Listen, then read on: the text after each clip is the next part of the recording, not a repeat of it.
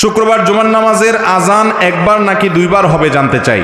জুমার আজান নবী করিম সাল্লাল্লাহু আলাইহি সাল্লামের সময় একটা ছিল, সে আজানটা ছিল খুতবার আগের যে আজানটা। এটা যেহেতু পরবর্তীতে মুসলমানদের সংখ্যা অনেক বেড়ে গেছে মদিনাতে এবং প্রচুর পরিমাণ মুসলমান হওয়ার কারণে ওই আজান শুনে মানুষ জুমাতে আসতে পারতো না, সেজন্য খলিফাতুল মুসলিমিন ইসলামের তৃতীয় খলিফা ওসমান ইবনে আফফান রাদিয়াল্লাহু তাআলা আনহু তার শাসন আমলে তিনি যখন খলিফা হয়েছেন তিনি জুমার প্রথম আজান চালু করেছেন এবং তিনি যেটা চালু করেছেন সমস্ত খলিফা এবং অন্যান্য খোলাফায়ে রাশেদা যারা ছিলেন তারা সবাই এটাতে সম্মতি দিয়েছেন। সে আজানটা হলো খুতবার অনেক আগে, যেটা আমাদের দেশে প্রথম আজান যেটা আমরা দেই জুমার দিন। তো এই আজানটা একটু দূরে উঁচু জায়গা দেওয়ার নির্দেশ করেছেন তিনি, যাতে করে সবাই জানতে পারে আজকে জুমার দিন, এই জন্য অনেক আগে থেকে এখানে আজান দেওয়া হচ্ছে, মানুষ যাতে দূর দূরান্ত থেকে আসতে পারে। তখন তো মাইক ছিল না।